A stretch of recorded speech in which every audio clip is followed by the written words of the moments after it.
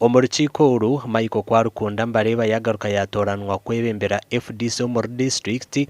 Miriam Tumuramye yahebwa obuhwezi bwa mukuru w'ekibiina. Robert Muheteza omuhandiiki Wens Orushaba yatoranwa nk'omubiki kandi Jack Kurise Sabiti n'omushuganisa w'ekibiina. Atwireho obutikiriza no mu kibiina kya FDC obwe bamwe habebembezi barikujunana bakuru b'ekibiina eki okukwata sente kurugo President Museveni na NRM okuguza ekibiina eki.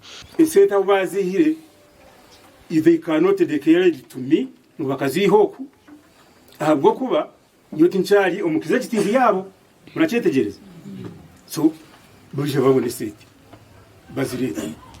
Jack Sabiti nagira ngo obuzubo bw'amano bukaretwa Besigye oyine enkora yo kweyendeza kandi ngo n'obuyabire nayebembere ekibiina eki hakaba harimu oburyarya bwingi.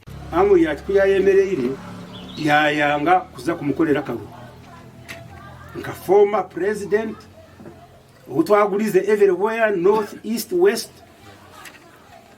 twagira ngo iroko zoku wayanga kuza kugira ki kukorera amuri yatakaru ahabwenki amuri yatakamukorera mafa bakamukorera everywhere yagerezaga mukamutali nandari kom na ahabwenki we turakukorera ubutarinda korera abandi. Ogunashaba bibembezi b'ekibiina okushitama hamwe bakamaraho butikiriza n'oboroho. We may also have problems within the FDC, but he may also have problems.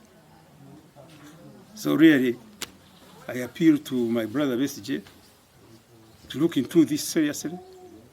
For us, we were ready for sit and talk, for dialogue, and for in the interest of the party, to make sure that we move on. Abandi abebembezi ba FDC bayireka ngo bururo obu obubatera bwababurije kandi bino kugumizamo barukuhagira ekibiina cyabo. I have a belief that we are the strongest opposition party, and I have a belief that we still have all it takes to shine again. The squabbles that we are seeing between our leaders should come to an end. The leaders should reconcile themselves and put us back on the track.